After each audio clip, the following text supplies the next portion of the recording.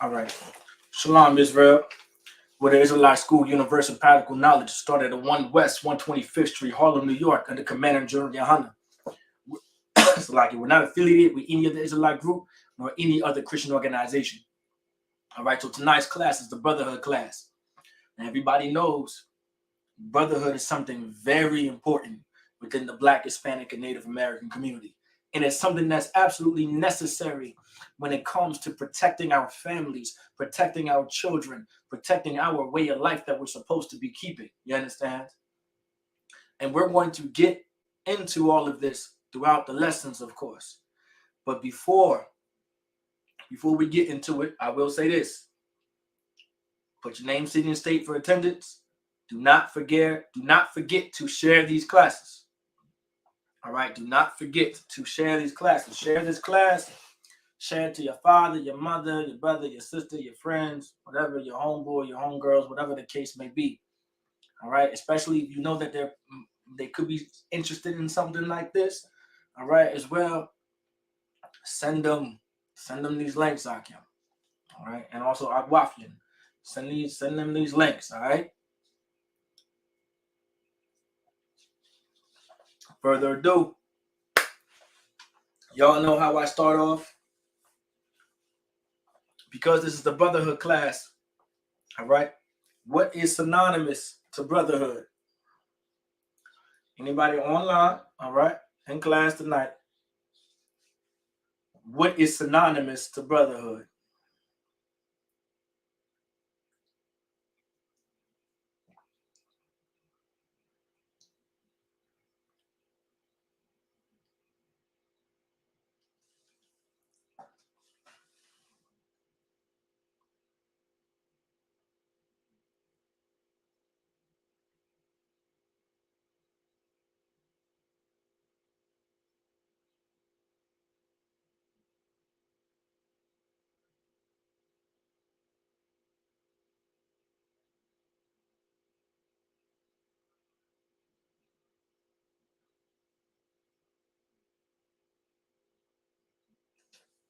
All right, give Chuba Yagadar a hand.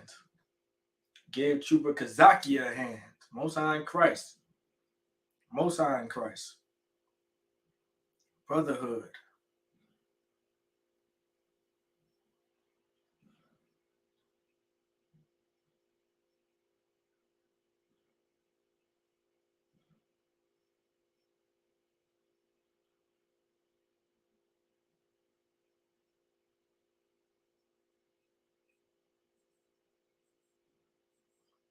Oh yeah, that's no good. 1 second. Most High in Christ. Give Officer Mataza a hand. Sisterhood. The answer is sisterhood. If y'all do not know, now you guys know. Brotherhood and sisterhood are synonymous with each other. You can't have one without the other. You understand? Within every scripture and every verse within this Bible, you're going to find brotherhood. You're going to find and see sisterhood. Like, this is something that needs to be understood. Like, this is brotherhood and sisterhood is so valuable, and it will be and can be so valuable within our cities, in our neighborhoods, where we sleep, where we sleep, where we live.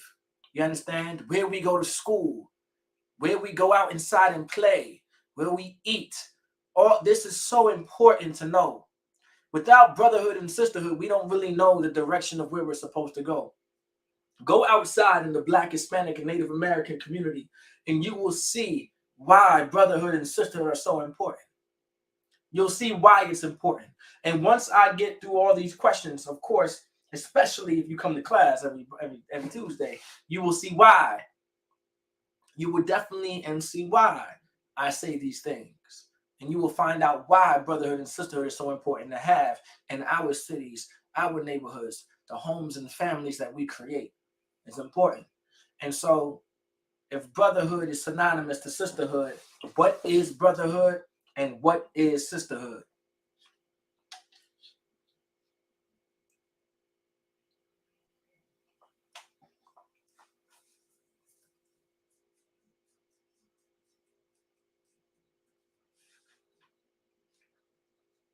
That's correct.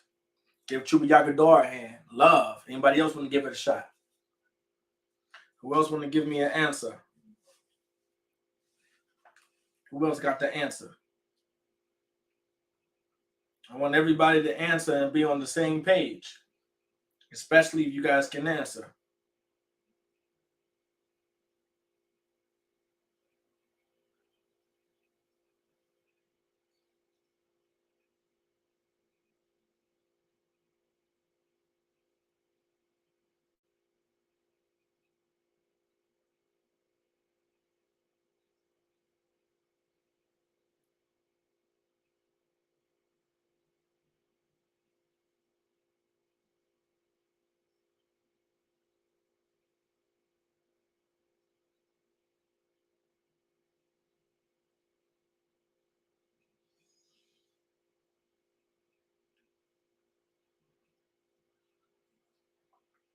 Most High in Christ, love.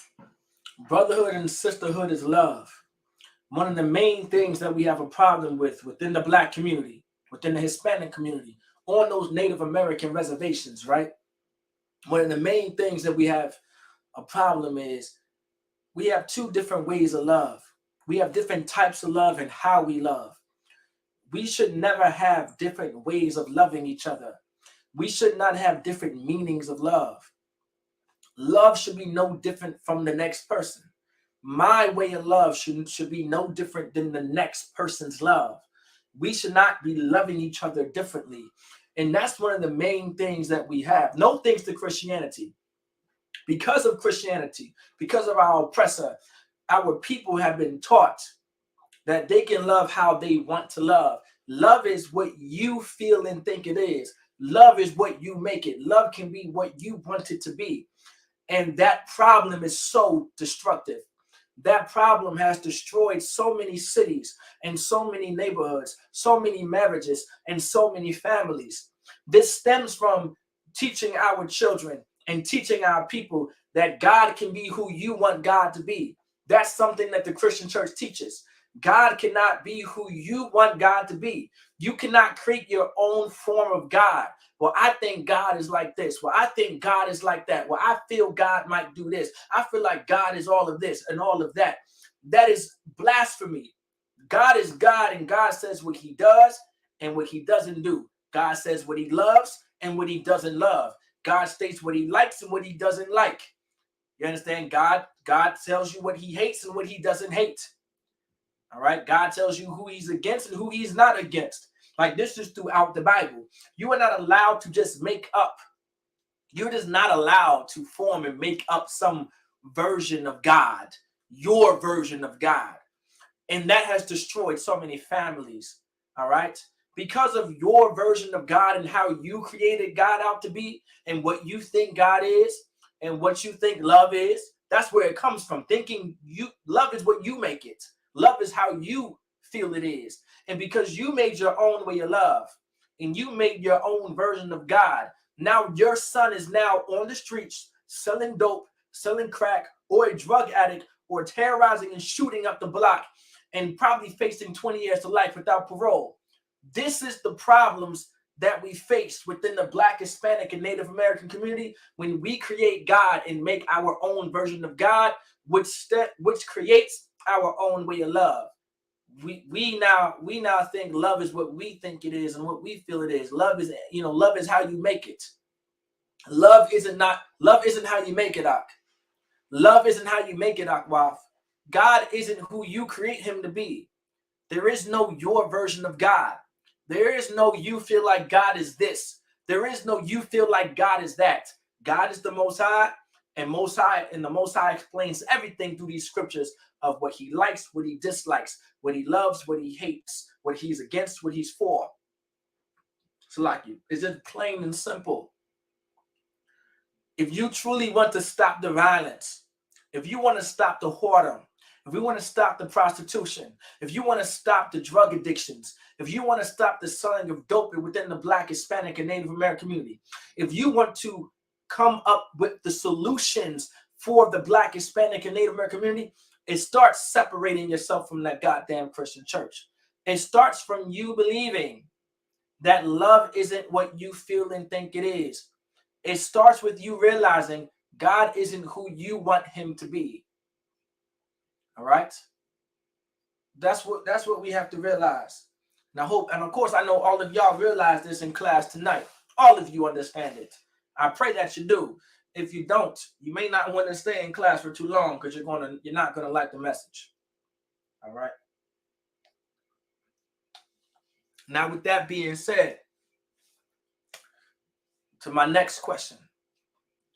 If brotherhood is love and sisterhood is love, then what is love?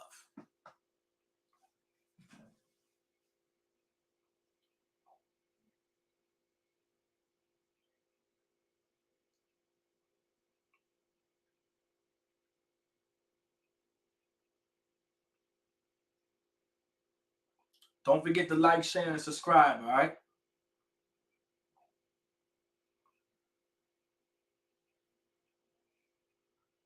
Give Chuba Yagadar a hand. Give Chuba Kazaki a hand. If you are a trooper, right, give me the precept too as well. If you are a trooper, you have to give me the precept. If you're an officer, you better give me the precept, all right? You better give me the precept to what love is. If brotherhood is love, oh my goodness, I know it's not doing that.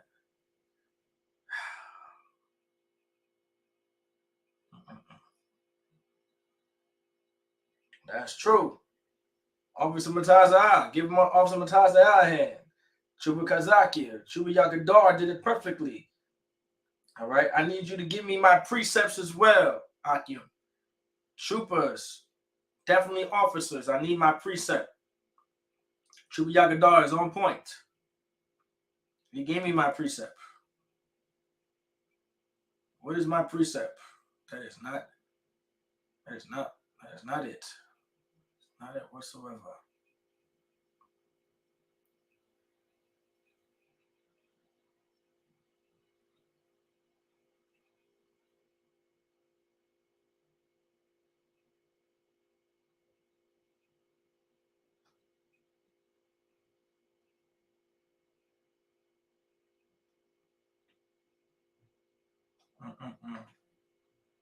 Terrible.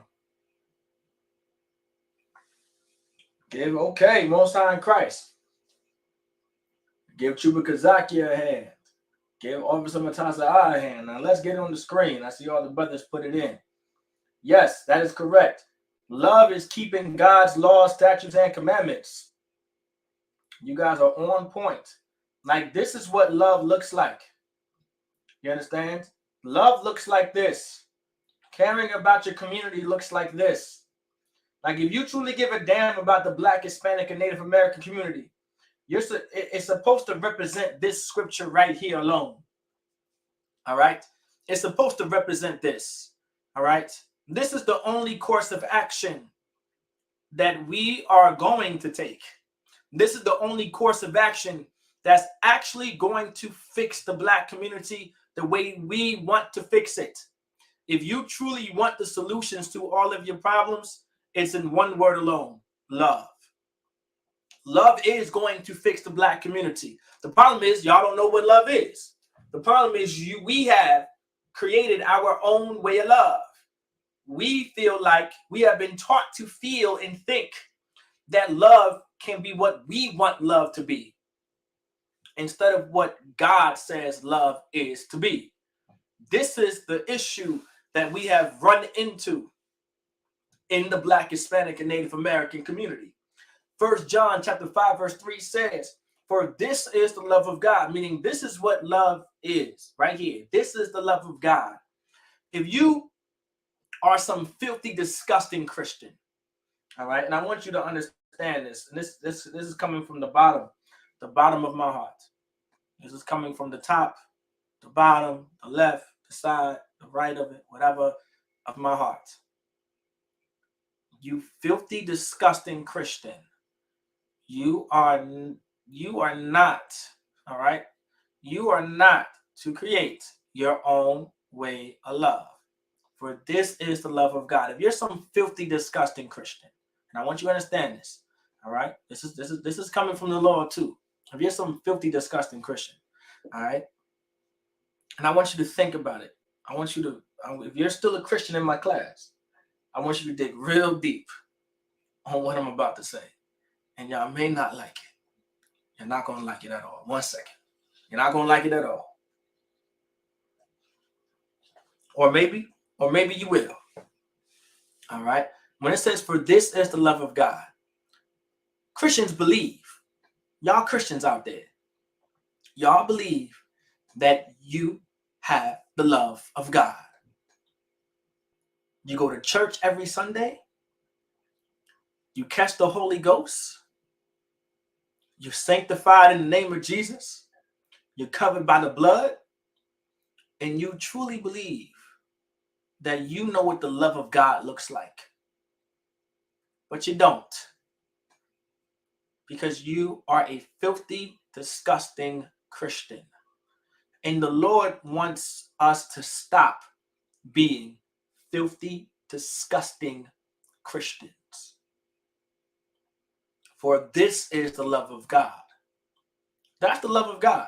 Stop being a Christian. Right there. Can I stop there, Aki? Can I stop there for tonight's class? That's it. The love of God is to not be a filthy, disgusting Christian. I'll tell you how. It says it right here. I know y'all can't see that it says it right here, but it says it right here that we keep the commandments. Christians don't keep the commandments. That's why it's saying right here. Y'all don't see it. I understand you Christians may not see it. We see it back here, that it tells you the love of God is not to be some filthy, disgusting Christian. Because it says that we keep his commandments. That's what the love of God looks like. Is you keep the commandments. You keep the law. You're not supposed to eat pork. You're not supposed to eat shrimp and lobster. You're not supposed to get tattoos. You're not supposed to con your brother. You're not supposed to steal. You're not supposed to murder. You're not supposed to have sex with animals. You're not supposed to have sex with other men if you are a man. You are not supposed to have sex with other women if you are a woman. You are not allowed to be some porn star. You're not allowed to watch pornography. You're not allowed to have some goddamn OnlyFans account. You understand? This is in the law.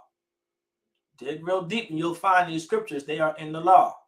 You're not allowed to have sex with your mother, sex with your father's wife, your uncle's wife, your brother's wife, your stepdaddy's wife. You're not allowed to do these things.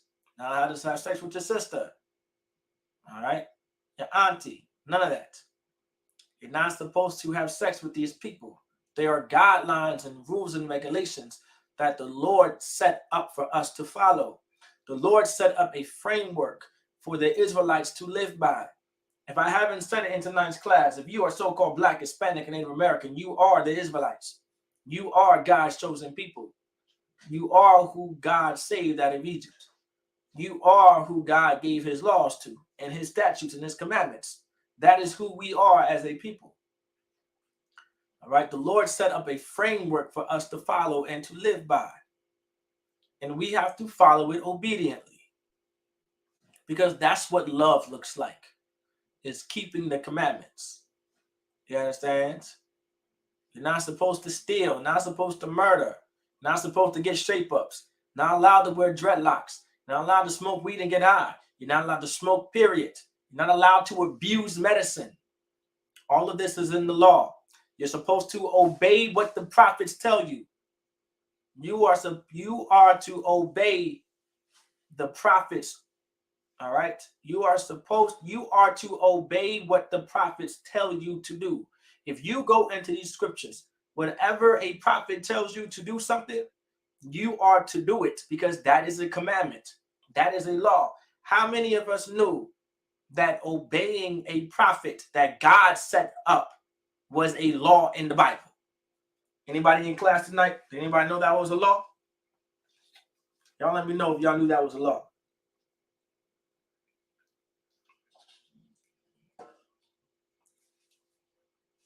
That is in the law. And if you guys do know that was in the law, give me my precept real quick. Because that's what love looks like.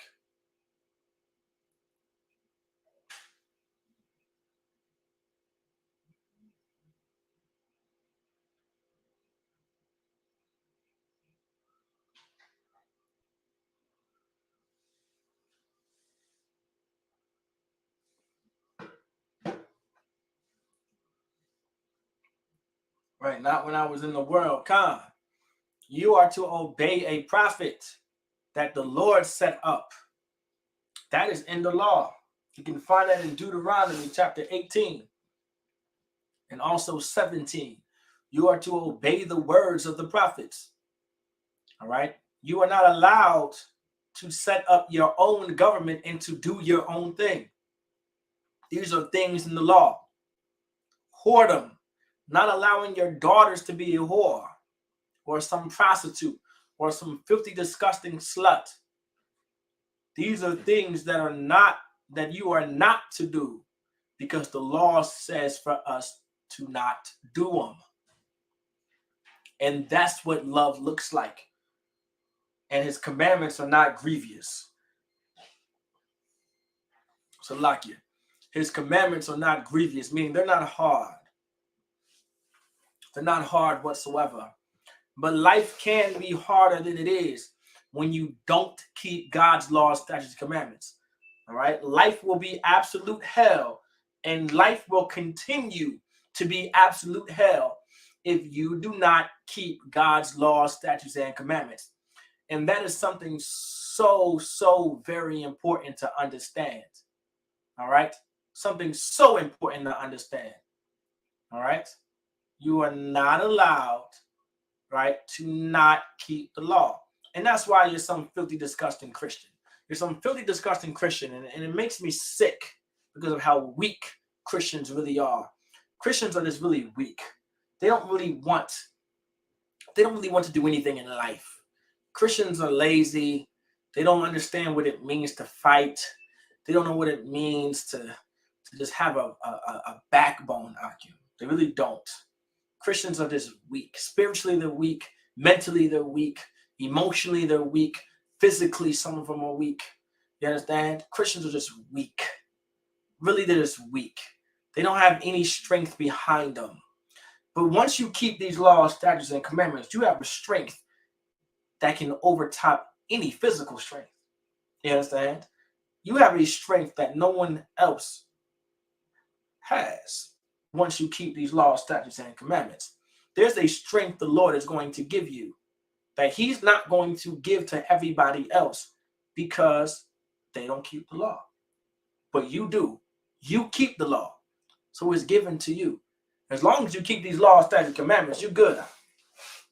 You're good out. Well, there's a strength that these Christians will never be able to tap in. You understand? The strength that comes from keeping the law. You understand? The strength that comes from keeping God's laws, statutes, and commandments will strengthen your spirit, your emotion, your mentality, your mental, your brain, your everything. That's why it's so important to keep these laws, statutes, and commandments. It's revolutionary to keep the law. It's revolutionary. And it's so revolutionary, it's going to also strengthen you how to be a father. How to be a father.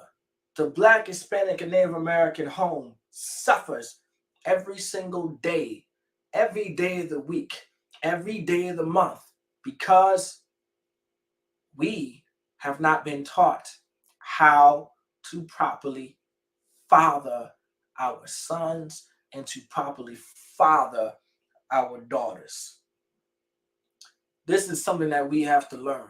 The reason why your sons are so filled with emotions and so lust-filled,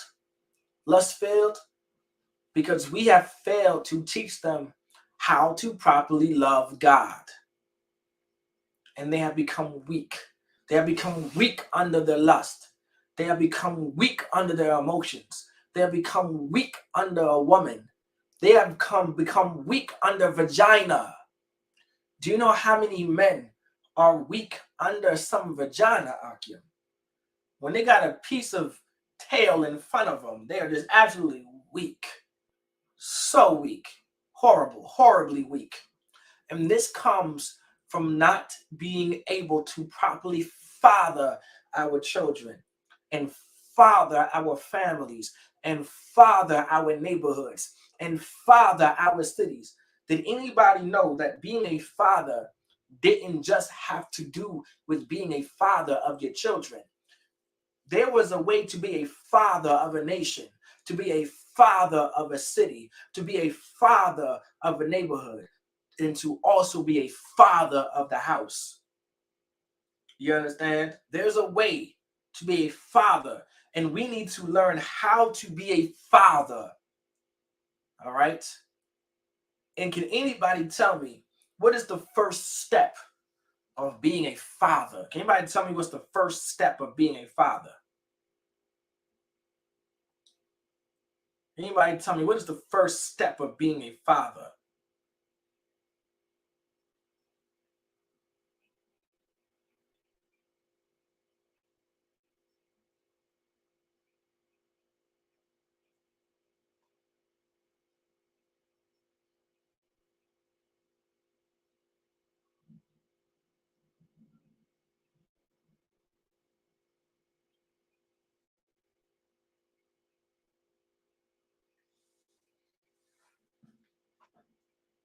Being responsible to each other, giving correction, teaching your children the commands. Okay, those are good answers.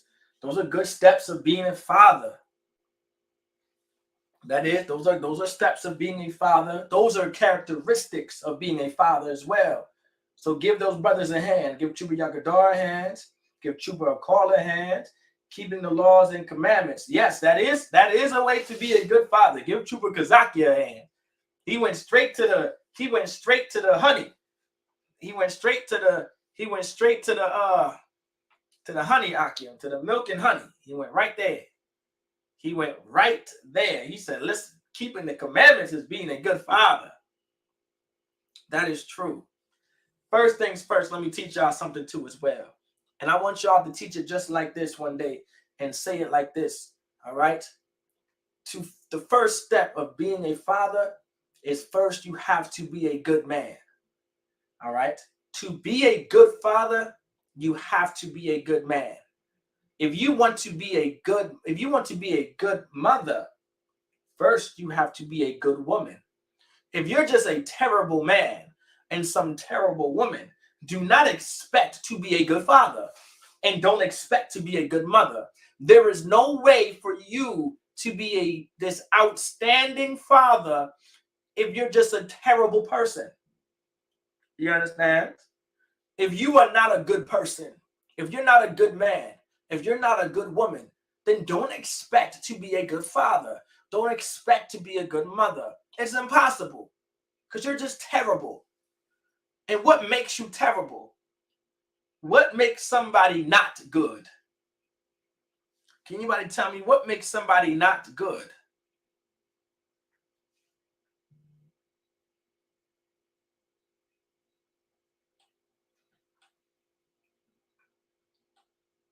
Let's get to my precept.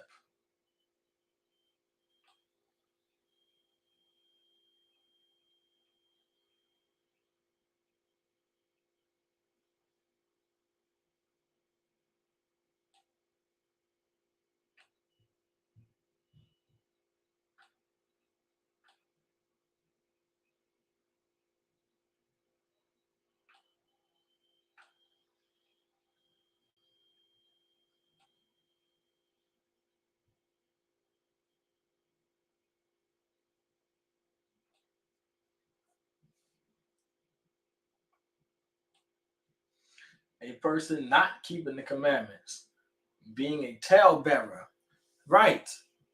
That give Chuba Kazaki a hand. It's like give Chuba a call a hand. A person not keeping the commandments, give Chuba a call a hand. Damn right.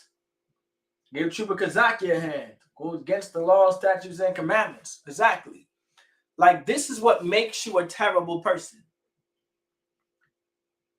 And this is God's perspective. All right. This is God's definition of defining this is God's determination. I'm gonna say just like that too as well. Right? Sin makes us not good. Get you Yakadar in hand. Allow me to break it down to you as well, brothers and sisters out there. Mostly for y'all sisters in this case, because this is where this comes to. All right, because most sisters have this issue.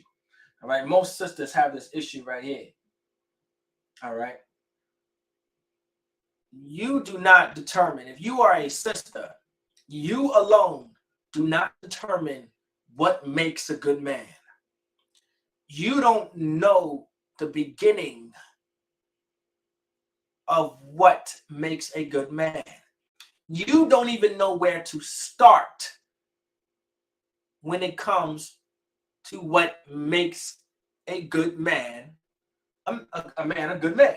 You don't know, and you'll never know unless you listen to a man. But because you don't listen to men anyway, right? And you don't listen to nothing the brothers say. God forbid, you definitely don't listen to the prophets of the Lord. You're never going to know what a good man is. You are not allowed to determine and define what a good man looks like. All right? Brothers, you yourself do not determine what a good man is. Even though you are a man and you are a brother, you do not determine as a man or a brother what defines and determines a good man. You have no such authority, nor do you have no such right. And shalom, Chuba Shema Gabar Yaba Shem Shabakata. All right? Like, that is something that needs to be understood for y'all brothers and sisters out there, man. God determines, the Lord determines, the Most High determines what defines and determines what a good man is. The Lord defines what a good man looks like and what a good man is. Not you, brother, and not you, sister. Not at all. What do you know? What do you know?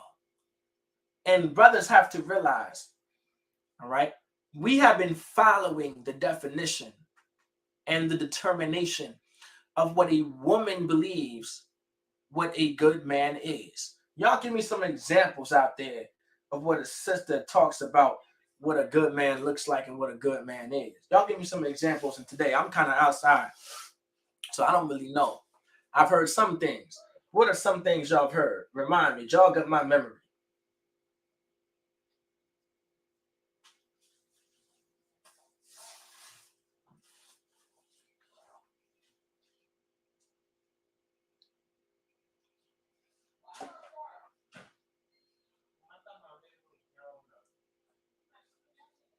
Right. Having money determines you being a good man.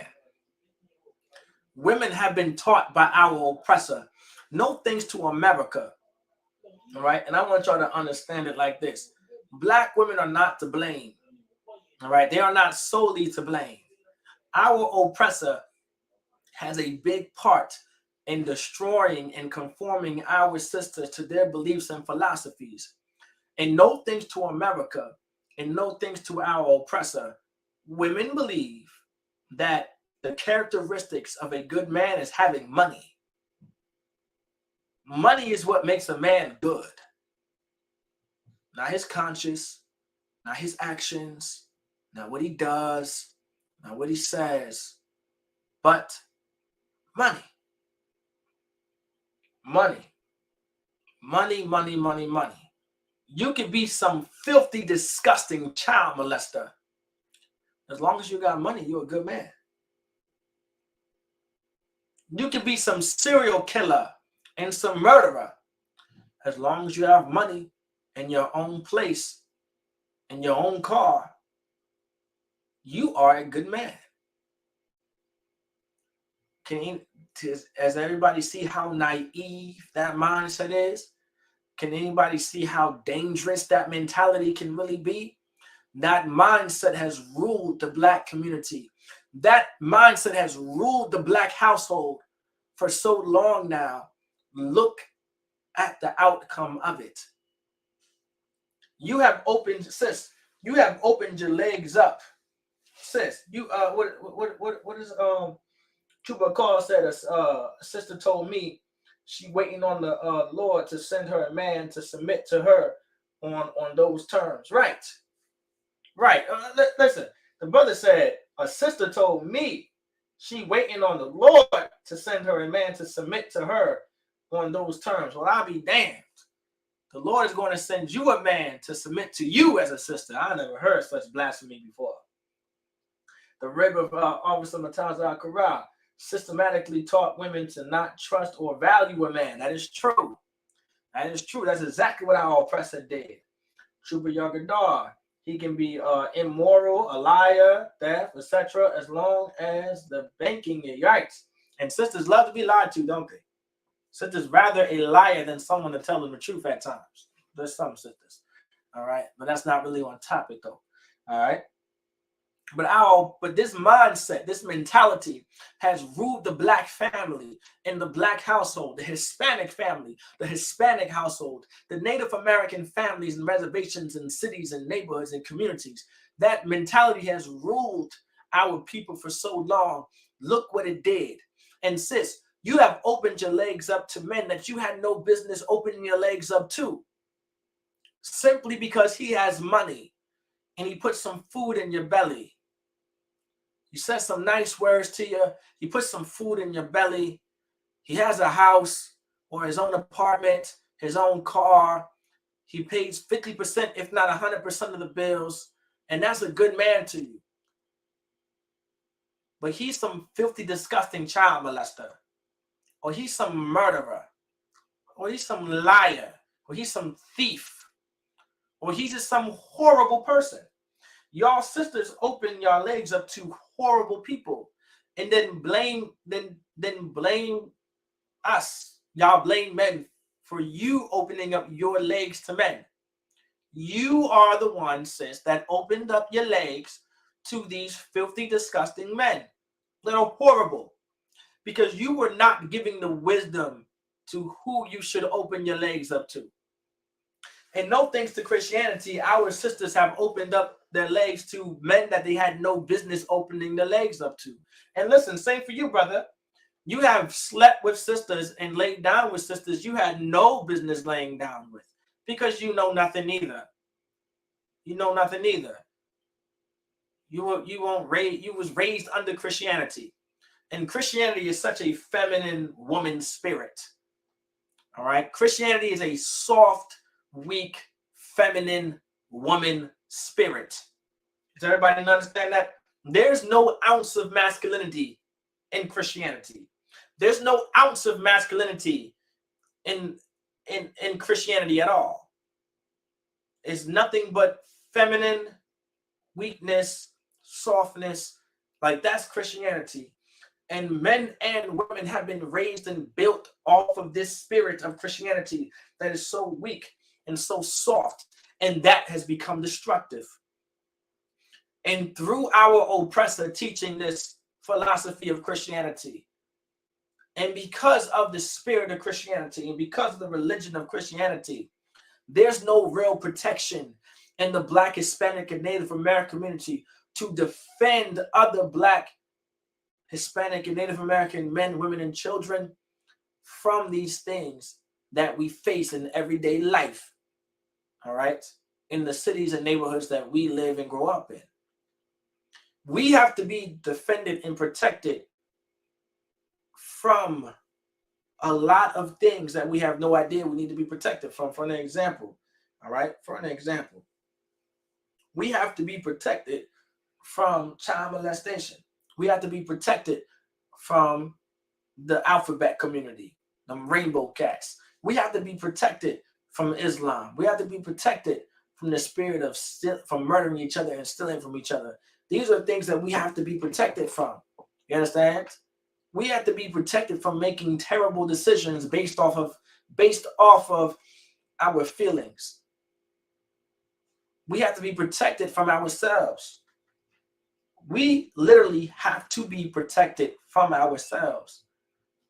And some of y'all sisters, for sure, need to be protected from yourself. You will destroy yourself, sis.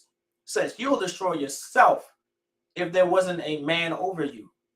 And it shows that women have destroyed themselves by not having men over them.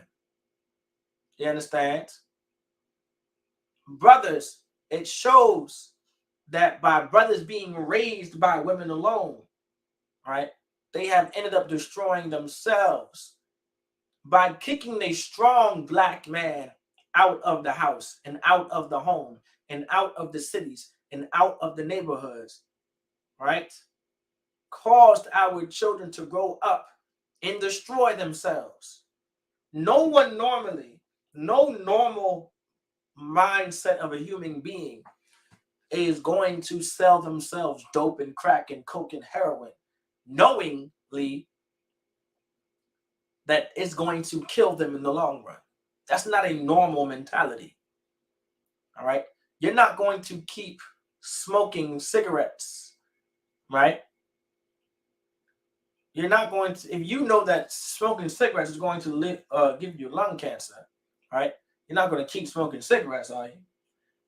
But because this is the lust that America provides, because there is no real strong man protecting our sons and daughters from destroying themselves, we feel and think that, okay, I'm not going to be the one to get the lung cancer if I smoke cigarettes.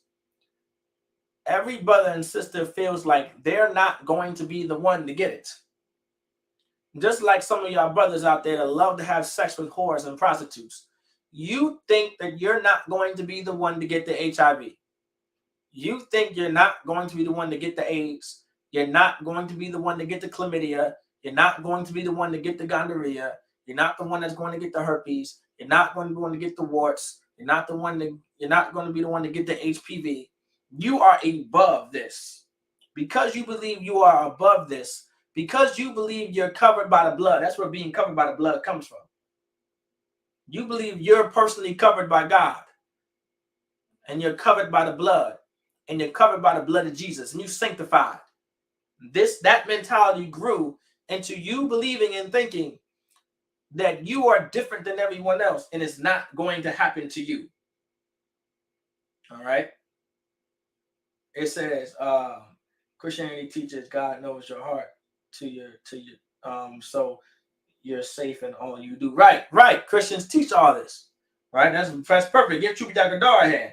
Teaches God knows your heart. So you're safe in all you do. This is what that developed into you believing that you're not going to be one to get these things. And you're going to get it. All right. Keep playing around. Well, what was that meme out there? It was some Edomite. Of course, he took it from black people because we say this a lot. But some Edomite is drawn on the board. And he says, the more you F around, the more you're going to find out. And so, listen, Akim, and listen, Akwafi, the more you F around, the more you are going to find out. And I'm warning you to not find out. Do not find out the HPV, the chlamydia, the gonorrhea. You understand? Don't find it out. The AIDS, the HIV, the herpes, the crabs, the syphilis. Don't find it out. Don't find out the lung cancer. All right? Don't find it out. The only way to stop this is learning how to father our communities the way we're supposed to father them, man. It says the steps of a good man in Psalms 37:23. The steps of a good man are ordered by the Lord.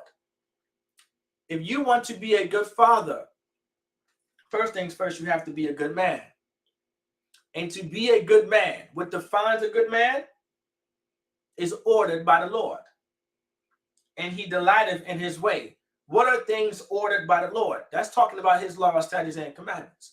The Lord orders you to not be a murderer. And by being a non-murderer, you're a good man. By not being a liar, you are a good man. These are all the beginning steps of being a good father. you have to be a good man. You understand? The only way to defend our cities, to defend our neighborhoods, to defend our communities, to defend our homes, our houses, our families, we have to properly learn how to father them. We have to learn how to father. Being a father is the most important thing to Black, Hispanic, and Native American men, women, and children. All right? Having a father in Israel is important. That's why God is known to be our what? What is God always referenced to? Anybody online? What is God always being referenced to? Reference to a what?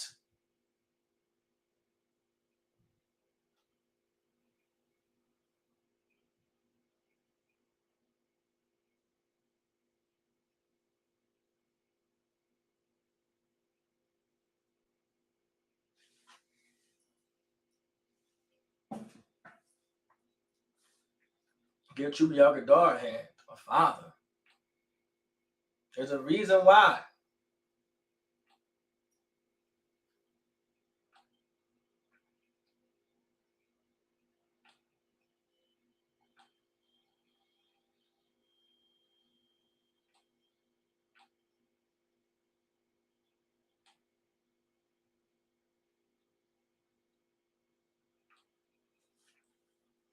Right. Exactly. Being a father, Abanava, meaning our father. You understand? A father. Being a father is something so important. All right. That's why God is known in reference to being a father. Because being a father in Israel and being a father has so much impact on a society.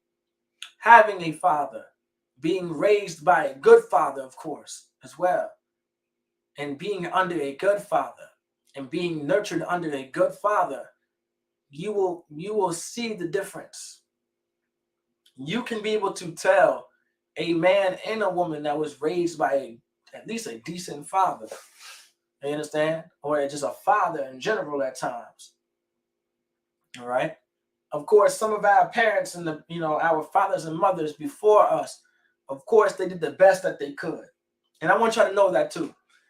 All right. Y'all parents, all right, your father, your mother, they did the best that they could with the tools that they had. And this is why you're now in the truth. Because now you are giving tools. Now you are being given tools that are absolutely going to work. This tool right here in Leviticus 19:29 is going to work. Understand? If you want to stop the shootings in the Black community, read this verse right here, Leviticus 19:29. If you want to stop all the stealing, read Leviticus 19:29. You understand? If you want to stop all the diseases running rampant, read Leviticus 19:29. If you feel like there's a kids being raised by single mothers, and it's a problem. If you think there's a problem with women raising children on their own with no father in the home, read Leviticus 19:29. I pray y'all understand that. Leviticus 19:29 says so much and y'all don't even realize it. Whoredom will destroy a community. Whoredom will destroy a land, a nation. Whoredom has destroyed the entire earth, and y'all don't even realize it. Through whoredom is the reason why we're all going through some BS right now. It's because of whoredom. It's because of prostituting that daughter. It all stems from that. You understand? And a good father can prevent this. All right? Being a good father will truly make a difference in something like this. And it says, do not prostitute thy daughter. It says, do not prostitute thy daughter. All right? What does it mean? Y'all let me know. What does it mean to prostitute thy daughter? The Bible says, do not prostitute thy daughter. What does it mean to prostitute thy daughter?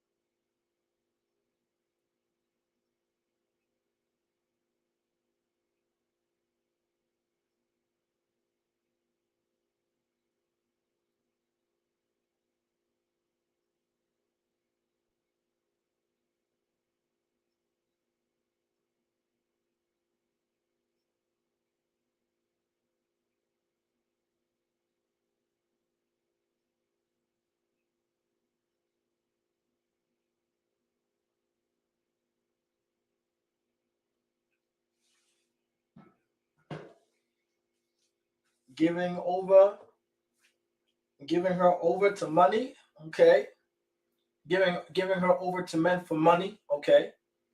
To allow her liberty, or should I say much liberty, okay? Raising her to sell herself. Okay, now, okay, Trooper Yagadar, when you said raising her to be a whore, explain. And also Trooper Kazakia, explain to allow her liberty. Explain that to me too as well. Y'all on to something when y'all say that. All right, but Trooper Call, giving her over to Memphis. At face value, yes, prostitution is that as well. All right, prostituting your daughter, that's legitimately prostitution. All right, so for y'all brothers talking about, her selling herself for money, that is actual prostitution. But the law is spiritual. All right, the law is spiritual. The Bible talks about that in Romans chapter 7, verse 14. The law is spiritual. Falakia. All right, the law is very spiritual. So don't limit it to actual prostitution. Chuba Kazak, it says, having too much freedom sometimes at too young of the age that could develop in something evil as she gets older. Okay, I'll work with that. Khan, what else?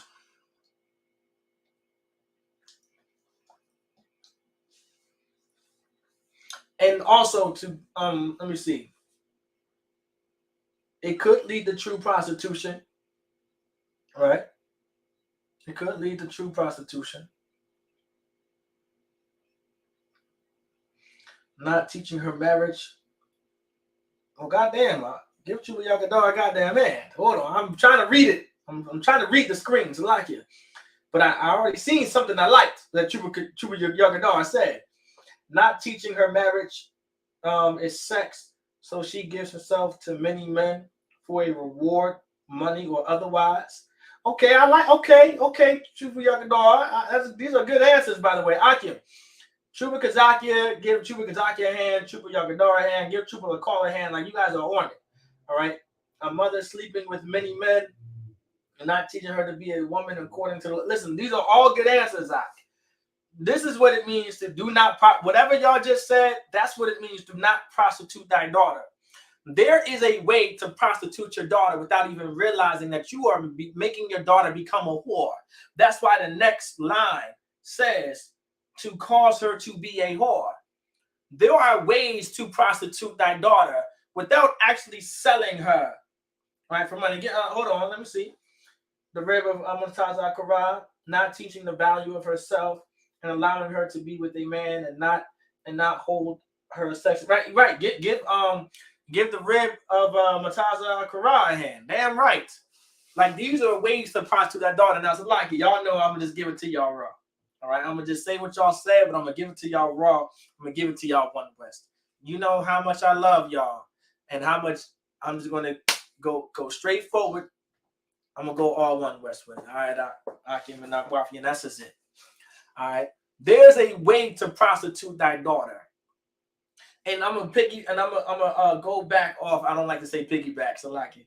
I'm gonna go back. I'm gonna pretty much bounce off of what you guys already said. By teaching your daughter that sex isn't marriage, teaching your daughter that, okay, when you teach your daughter that, you got to look for Mr. Right, you have to look for the right person, and that person may not be the right person. You know what I'm saying? That person may not be the right person for you. If you're going through all this trouble and all this chaos, this might not be the right person for you. So you might want to leave him and get another man. And so now this sister is being raised to go through life looking for some fairy tale, whatever their mother or even sometimes their father could have taught them, right? Because remember, Christianity is a feminine spirit. If a man is raised under Christianity, he's already feminine. He's already in the mindset of a woman. Everybody understands that, right? He's already in the mindset of a woman. All right, he already has an effeminate spirit, and so by being Christian, he's already there on a sister's level already.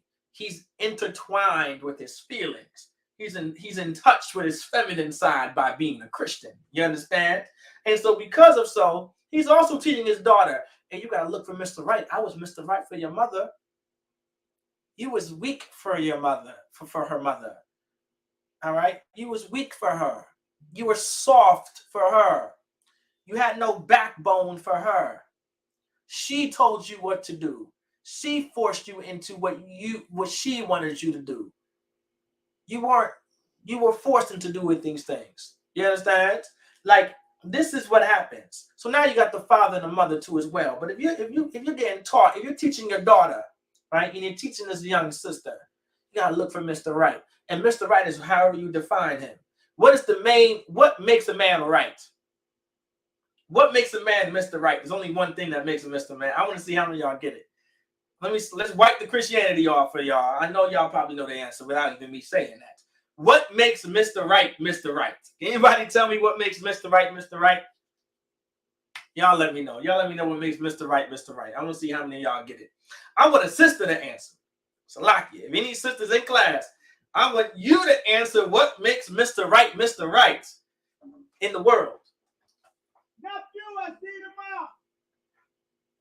All right. What makes Mr. Right in the Christian church or in the world?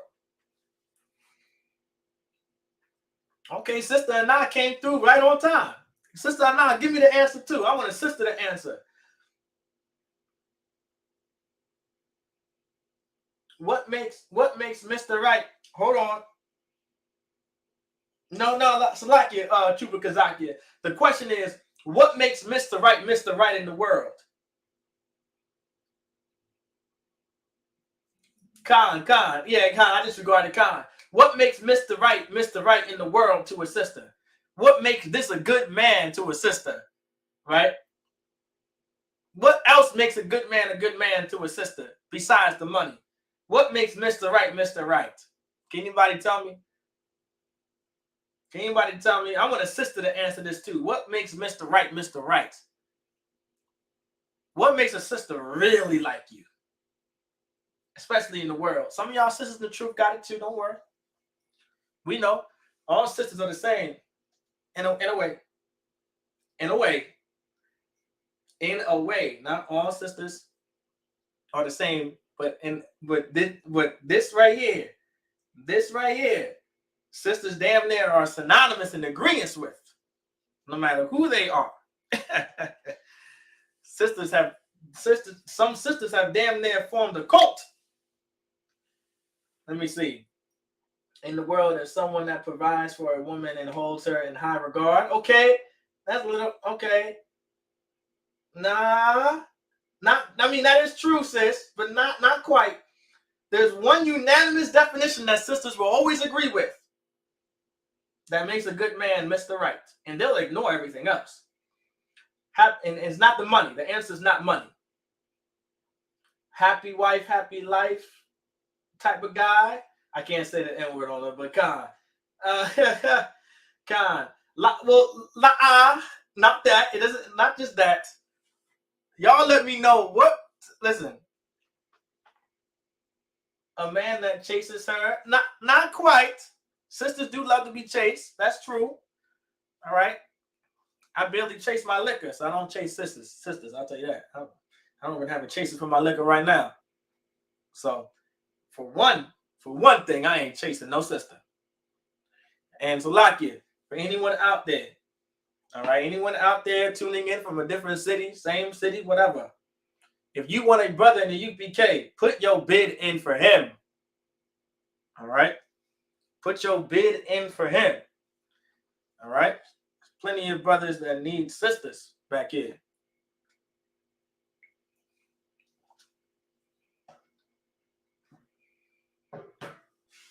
Just let y'all know, my camp leader, Captain Nanazak Nashai. Go ahead and give him a call. Or contact your camp leader, of course. Okay, a man that throws good. Excuse me. Y'all, oh my goodness. Let me see.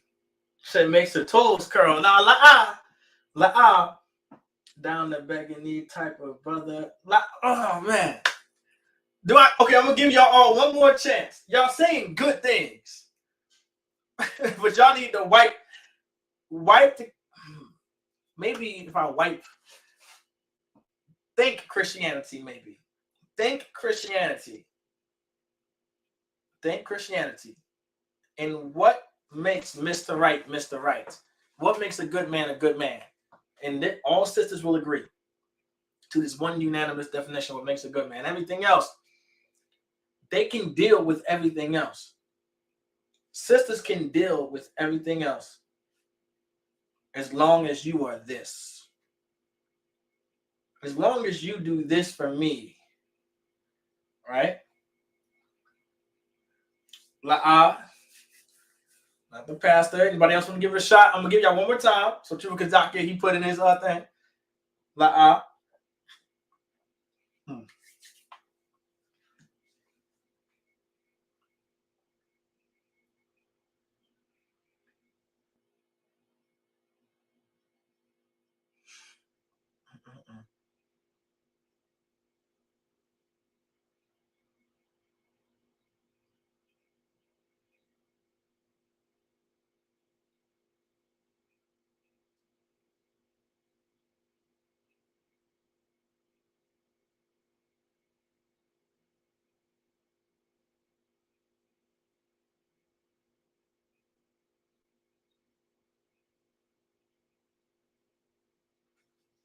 Okay, in touch with the feminine and her senses. A pastor that can speak in a pimp language. Anybody else want to give it a shot? One more. Y'all sisters want to give it a shot? Well, goddamn, give Trooper y'all can. Someone finally gave you the answer. Somebody finally gave me the answer. Give Trooper y'all a hand. Give him a damn hand.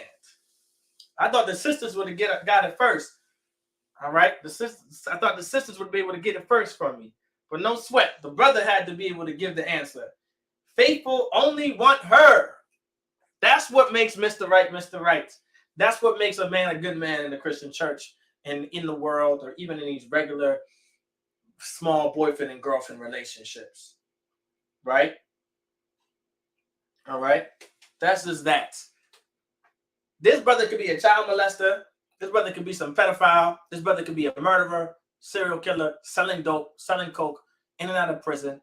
As long as that rod between his legs, is only inside of her, he's a good man. As long as he's not thinking about getting another woman, he's a good man. You understand? That's it. Nothing else matters. That's Mr. Right. Mr. Right is right. Oh, no sweat, sis. Salaki, I know you lost. No sweat. I'm gonna get you back on track. No sweat. That's what Mr. Right is. Mr. Right, a good man is that. All right. That's what Mr. Right and what a good man looks like in the Christian church. You understand? You know what I'm saying? That's what makes a good man a good man. Do you know how many marriages? Do you know how many sisters become whores simply because our sisters are taught at a young age? Since like little. I mean, sisters are taught this little, Akim. Like, think about at 5 or 6 years old, right? You're taught to have like a little boo thing, a boyfriend or a girlfriend. And girls are taught if this boy is with listen, I see 5 and 6 year old little girls getting mad at another 5 and 6 year old little boy for holding hands with another girl. Oh my God. I'm like, well, damn, it starts at 5. Imagine when a sister gets in her 20s, then her 30s, then her 40s. Well, goddamn, now you have a monster from the Black Lagoon. Oh my God. You understand? All right. You wondering why sisters are breaking your windows, cutting your tires, going through your phone, breaking your phone because you went through the damn thing, and all this other type of nonsense? It's because you got another woman out, and now you have become a terrible man. Once you get another woman, you are a terrible father. You could be the best father of the year. You are the father of the year. You're there for your kids every day. You bring them to football practice. You bring them to soccer practice. You're making sure they're getting straight A's in school. You're making sure they pass college. But best and believe you get another woman out. If you decide, even if you think about getting another woman out, you have become the worst man ever to live. To live. You have become the worst man to live. You're not. You have no idea what's being said in the chat though. Like Most High in Christ, Chuba Yagadar. Yeah, kind of the water to the sister. Damn right. Most High in Christ. Chuba Yagadar. That's all Esau pushes. Toward devotion, Prince Charming. Only have eyes for you, lifetime. Yes, all of this. You are raised from little girls, even from a little boy, that you're only supposed to have one, and all this other type of stuff, of course, right? And so sisters are being taught that if a man decides to get another woman, she has the right to leave him to get another man. God never gave you that right. You understand? Now, of course, back here, if you want to get another wife, get counsel first. Just don't up and get another wife. It's best for you to get counsel before you get another sister. All right? Before you, honestly, if you do not have a wife at all, right? Like if you're someone like me that doesn't have a wife at all, that doesn't really have a rib, right? You ask, all right? You ask, all right, and get counsel before you get one. All right? That's why I'm telling these sisters now, put their bid in. I've been asking, and Captain has been looking. All right, and I don't know what's going on out there. I don't know. It's lucky. I'll be patiently waiting. But now, besides that, all right, this is what sisters go for. All right, this is what sisters do. That's what sisters go for. That's what makes Mr. Right, Mr. Right. That's what makes a good man. And this is what makes our sisters out to be whores and harlots and sluts and prostitutes. You understand?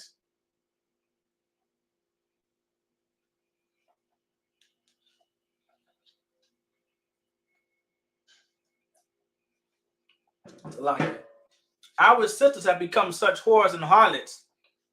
No thanks to Christianity. All right? Because sisters have had so much sex. Because sex is not marriage in the world. Sex is not really important. It's not really a thing.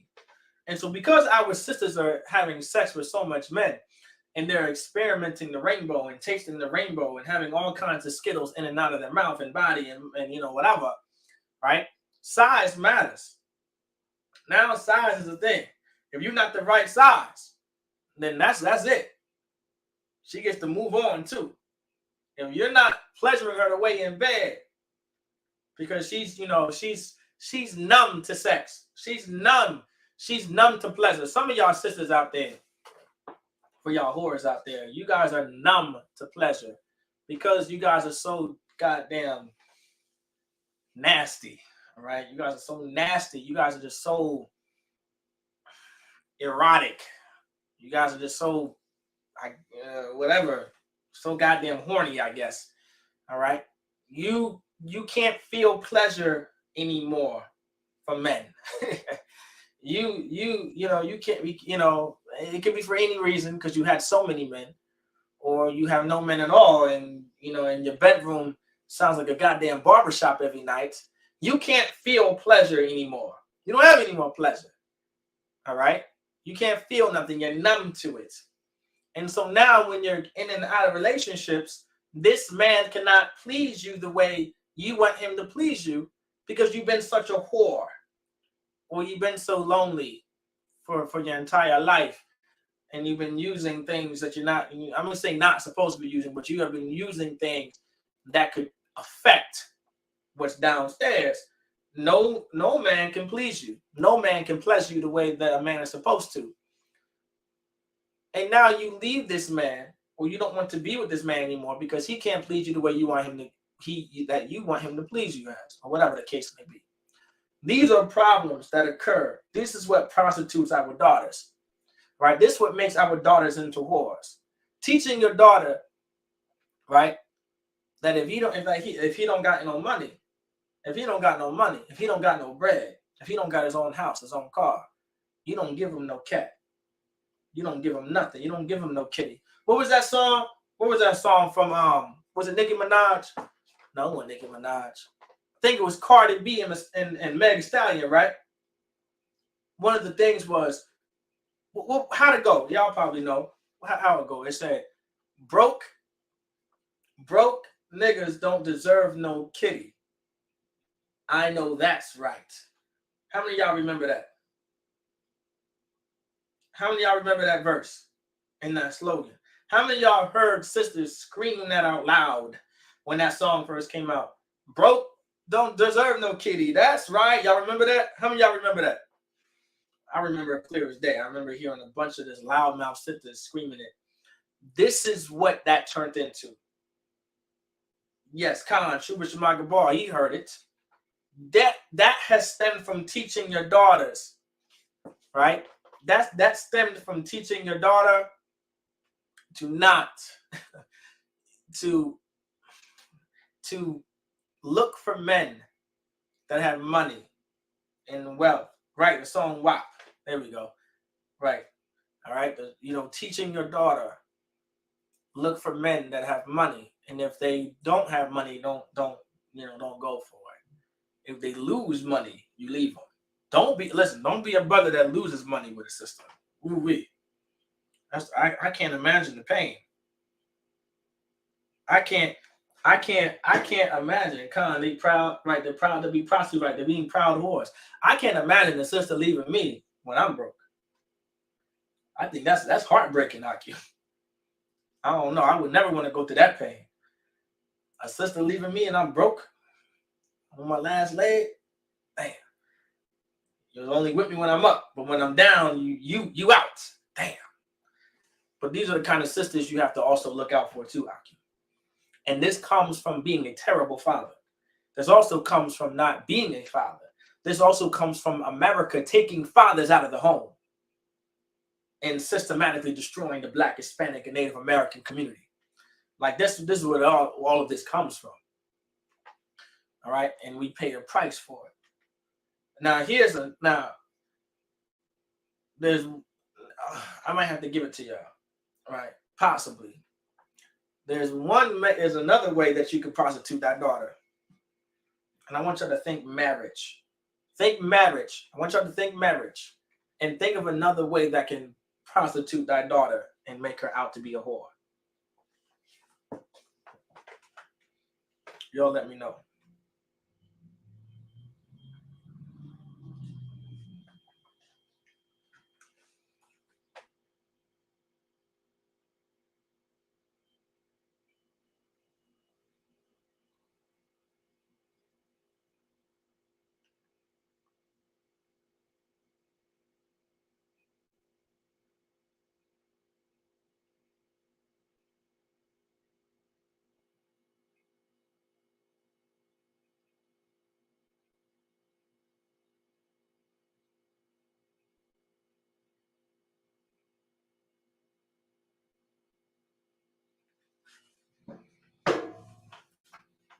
Bidding her out for the largest dowry.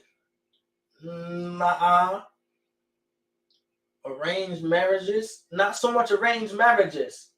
Arranged marriages actually work. Tell her she can divorce if she's not happy. We get true, y'all can darn hand. That is true. That's not what I'm looking for though. But that is very true. Let me have a sister can leave you when she's happy, when she's not happy. That's another way. Our sisters are taught. Give the rib of Officer Mataza Al-Kara hand. Divorce to be happy. Yes. Sisters are taught. Now that is a big one too, but that's not the one I'm looking for though. But that's very big. All right. Y'all, I forgot about that. Oh my goodness. I don't know how I forgot about that one. So like it. The water to y'all both. I don't know how I forgot about happiness. Happiness has destroyed so many marriages.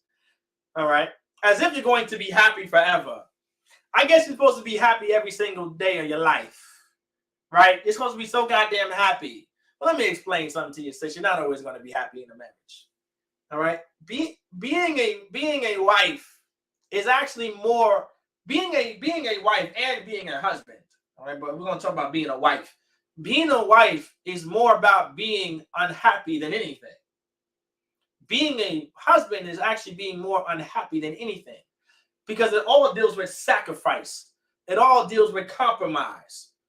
You have to compromise in a marriage, Akio. There is things that you cannot compromise. Then there are things you can compromise.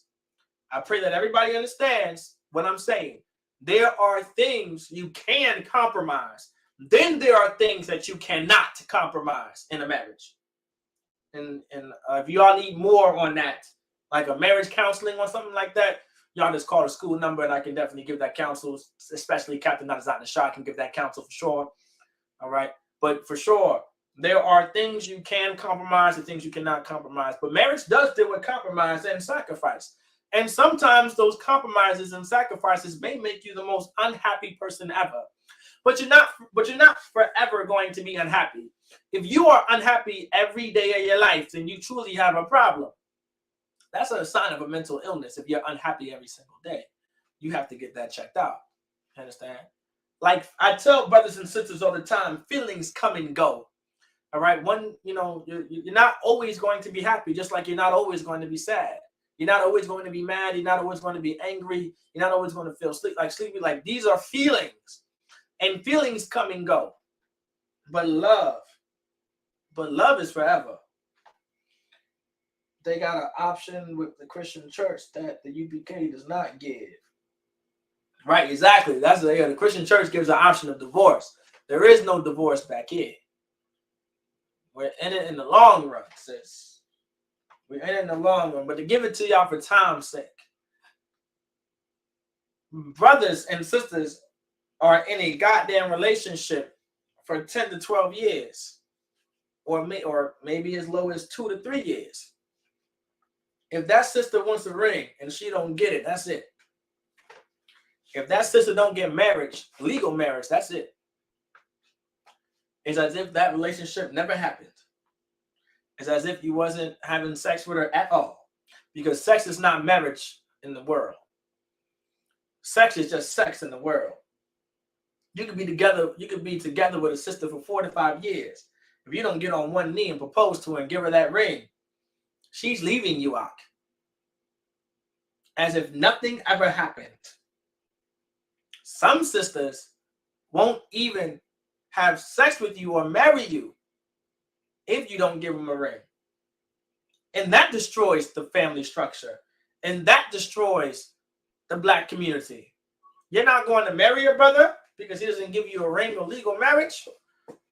Well, no sweats. Enjoy. Enjoy your life. I understand that. I understand. I don't understand, but I understand. Enjoy. You're going to be, it's really selfishness. All right, it's really selfishness. Like you're going to, and the reason why it's so destructive, because some sisters risk, a lot of sisters risk in putting themselves in risk and the future children in risk with men they end up trying to marry in the long run, which they have no business marrying.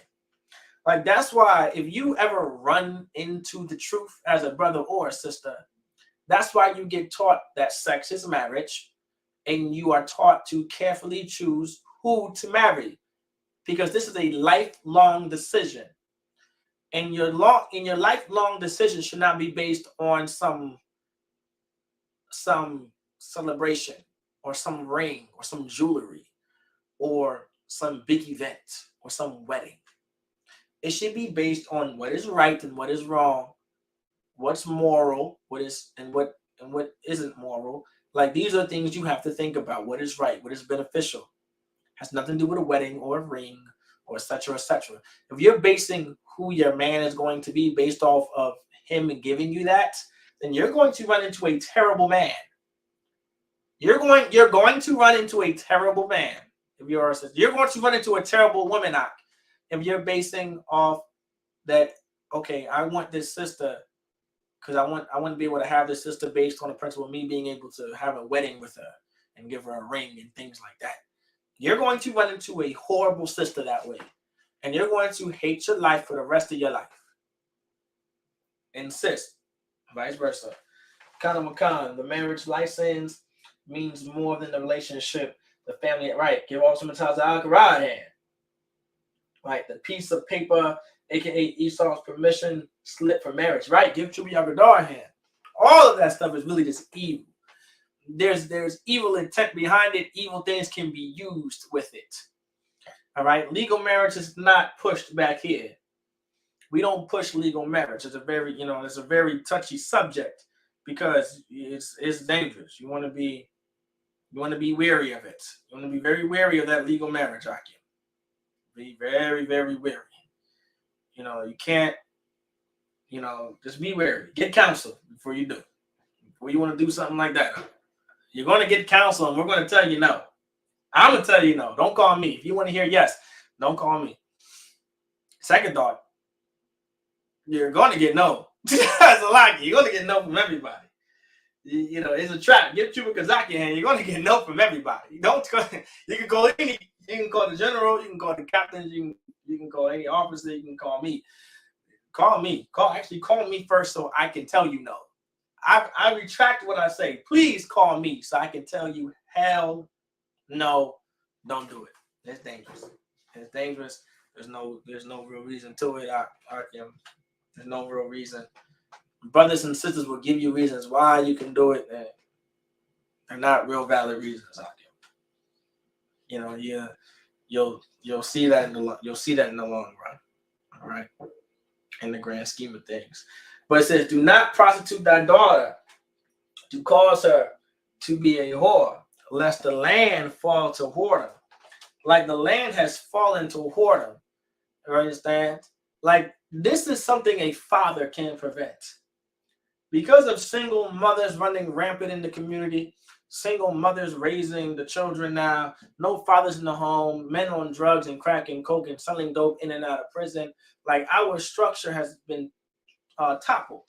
The black family structure has been toppled. The father aspect of things has been toppled, and now the spirit of Christianity and the framework of what our oppressor installed in Black, Hispanic, and Native American women has ruled the ghetto and ruled the community so much it destroyed everything. And now our whole land is to whoredom, and through whoredom causes violence. It says you set a terrible precedent by giving her the biggest ring and glamorous ceremony, right? Exactly, in idolatry, correct. Like, let me explain something, Aki and Akwapia. All right. When it comes to whoredom, with whoredom, there's violence. Whoredom is a violent lifestyle. Being a whore and causing your daughters to be whores and slutting out our women, all right, and prostituting out our women, that's a dangerous, violent lifestyle. You understand? Can anybody explain to me how whoredom, harlotry, prostitution can be such a violent lifestyle? Y'all let me know.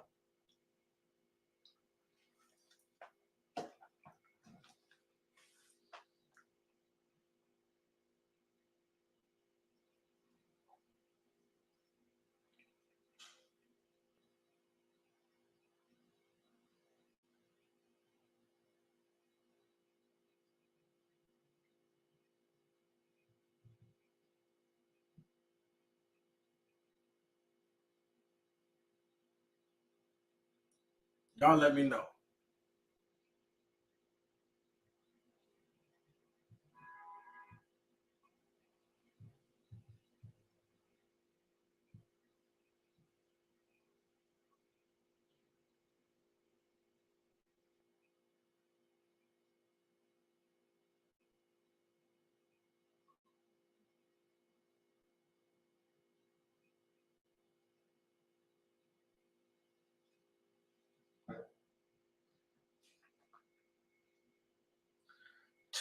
Two men fighting.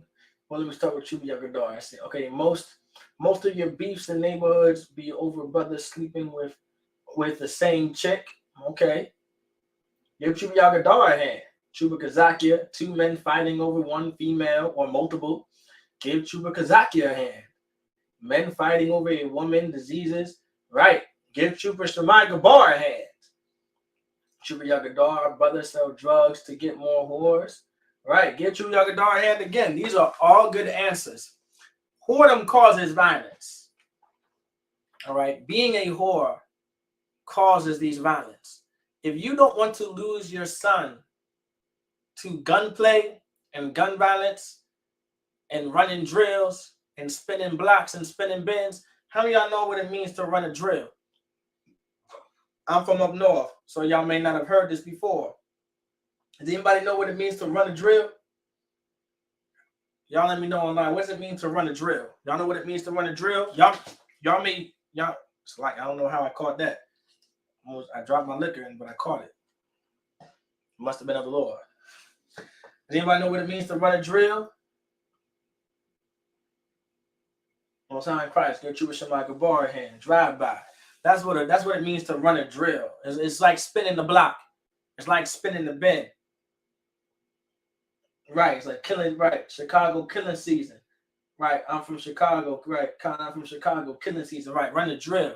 All right, this comes from northern areas or just bad areas like Chicago, New York, Jersey. All right, these terms are known. Philly, possibly. All right, we may not use it as much in Virginia. I don't know. I haven't heard it. All right, but to run a drill, but that's the common. You want to know the common terminology now. I know I'm old, so I got to get with the program. All right, but to run a drill, meaning to run a lick. All right, drive by, and so, some of those drills are being ran. Right, gunned down, right, to run a drill on, all right? And to run a drill on is not like something new. The term run a drill has probably been here since probably the 2000s as well. But, a lot of brothers still use it today. And so to run a drill, all right, brothers be running drills out here, all right? And they're over sisters. That's the point. All right, brothers are running drills on each other, spinning the block on each other, spinning the bed on each other, stepping on each other, shooting up blocks, shooting up homes and houses and cars over some filthy, disgusting slut.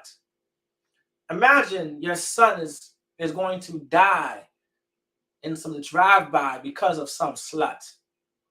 I want y'all to think about it. And I want you to explain to some of those Christian men and women out there that your son has the possibility of dying in a shooting because of some slut, because some father or mother taught their daughter to look for Mr. Right. If you're not happy, leave. Size matters. You understand? Too much liberty. That's what the brother was talking about with that too much liberty. That too much liberty, too much freedom. Sisters are given too much freedom. Our sisters have been taught that that's their body and they can do what they want to with it. Fathers and mothers in this generation are teaching their daughters that is your body and you can do what you want with it because it is your body. And now your son is dead because of it. Now your nephew is dead because of it. Because someone else taught their daughter how to be a slut. Your daughter's a slut now. You taught your daughter how to be a slut, right? She's a whore now. She's a harlot. She's a harlot now because she decided to look for Mr. Right. She's a harlot because you didn't put a ring on her finger. She's a harlot and some whore now, some hoe, right? Because she's unhappy. You understand? This is why. All right. Right, it does go down in Portsmouth and Norfolk. I know Newport News as well. Con. Brothers be running drills on each other because of some sluts. And now you got to bury your 16-year-old because of some slut. Your daughter got caught up in the crossfire.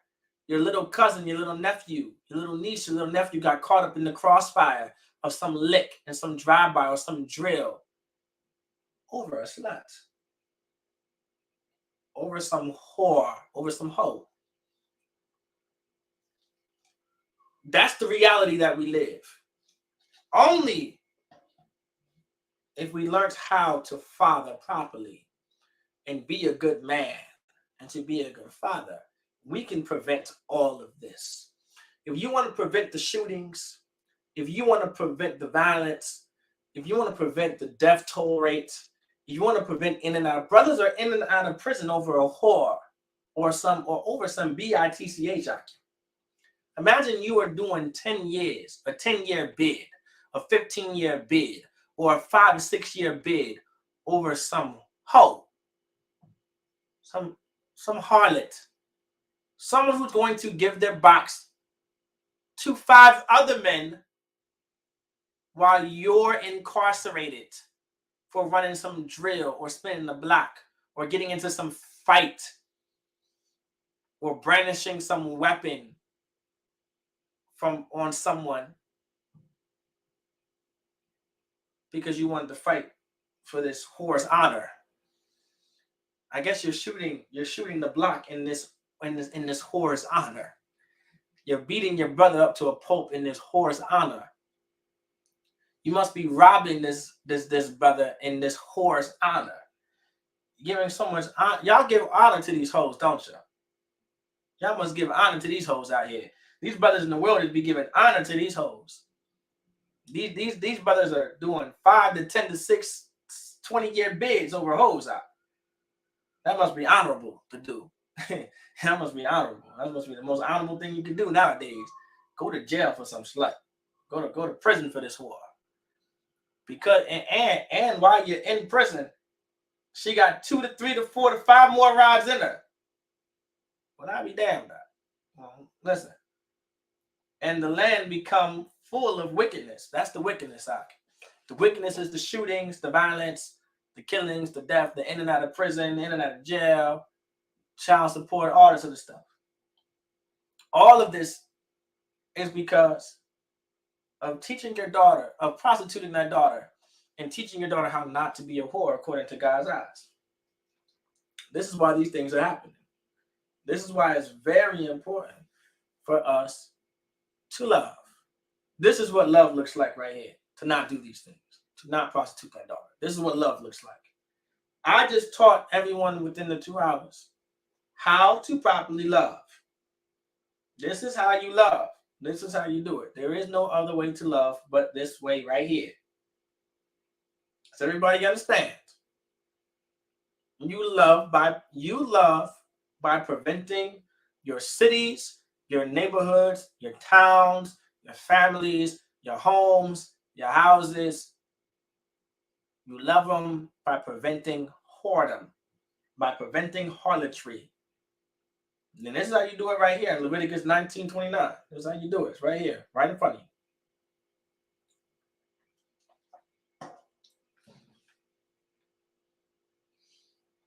So there's no other way to do it but that. And I pray you understand.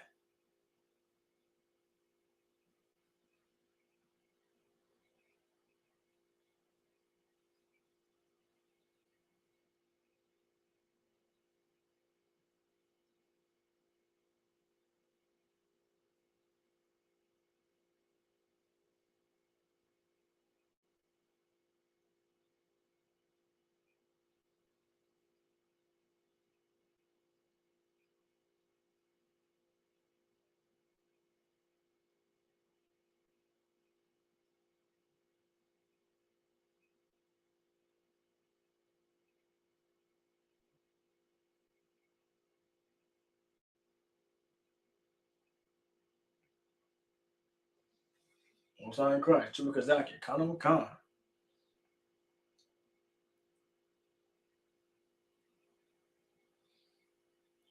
Let's see.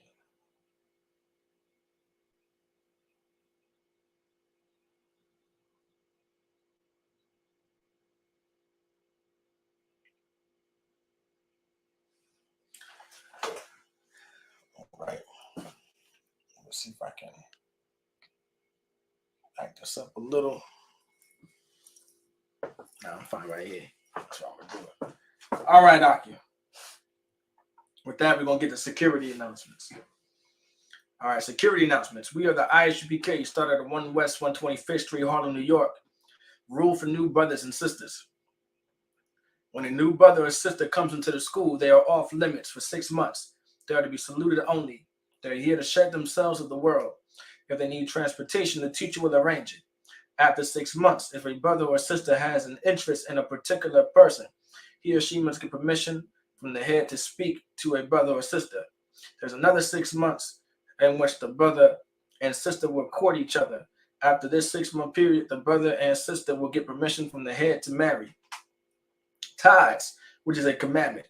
Numbers 18:21, Malachi 3, chapter 8 through 10. Ma'ashra means tenth in the Hebrew. 10% of every penny of any increase the Lord gives you. Give the treasury department or teacher. Make sure y'all pay your tithes. All right, y'all know where to go. All right, priest fund, free will offering for priests, not mandatory. Whatsoever amount you would like. Upcoming holy convocations, we are now in the Feast of First Fruits.